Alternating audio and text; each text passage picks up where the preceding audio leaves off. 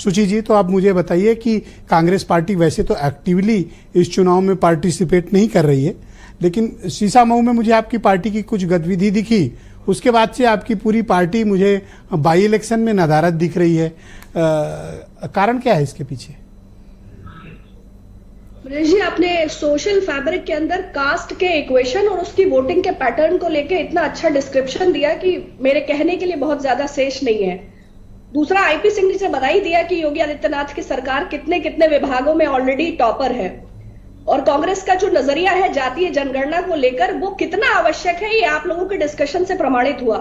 और भारतीय जनता पार्टी की प्रबुद्ध नेत्री कंगना रनौत जी का जातीय जनगणना से संबंधित जो बयान है, तो इनका क्या रवैया है दलितों को लेकर, वंचितों को लेकर, शोषितों को लेकर, मुझे लगता है वो बहुत स्पष्ट है।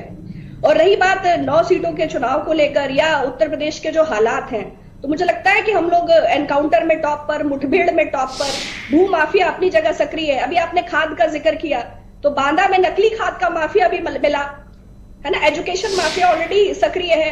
प्रतियोगी परीक्षाओं की जो हालात है, आप ही के चैनल पर मैंने रसोइयों का, टीईटी अभ्यर्थियों का, बीएड अभ्यर्थियों का, भोजन माताओं का, आशा बहुओं का, इन सब के प्रोटेस्ट पर मैंने आपके साथ बैठकर ही डिबेट किया है।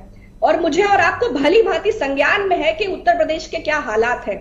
400 पार की हवा जैसी लोकसभा में निकली थी, वैसी ही आने वाली सीटों पर भी परिस्थिति उत्तर प्रदेश की सरकार और योगी आदित्यनाथ मई जून के महीने में मैंने देखा था कि आपकी पार्टी काफी ज्यादा चिंतित और विचलित थी कि आपको संविधान बचाना है, आरक्षण बचाना है, पर मैं देख रहा हूं कि अब कोई आवाजें ऐसी नहीं आ रही हैं। तो क्या फाइनली संविधान बच गया, आरक्षण बच गया?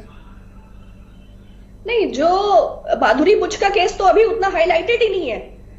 अभी तो ऐसी तमाम चीजें निकल के आएंगी, सिर्फ अडानी अंबानी तक चीजें सीमित नहीं है। देश को बेचने की जो प्रक्रिया है, जो पीएसयूज को डैमेज करने की, जो गवर्नमेंट इंस्टीट्यूशन को डैमेज करने की, जो ईडी, सीबीआई, सेबी की दुर्गति है, उस आधार पर मैं आरक्षण और संविधान की बात कर रहा था। आप माधुरीपुरी और अडानी अंबानी एक ही बात, मैं आप ही के विषय पर आ रही हूँ। अभी नागपुर में भी आपने देखा होगा, जो जनमत राहुल गांधी जी को प्राप्त हुआ, हम अपनी विचारधारा और अपने एजेंडे और अपने मैनिफेस्टो के साथ लगातार जनता में है, और हमें बराबर उसकी स्वीकार्यता प्राप्त हो रही है। नागपुर से तो member of parliament Nitin Gadkari हैं, राहुल जी तो कांग्रेस का तो जीते नहीं।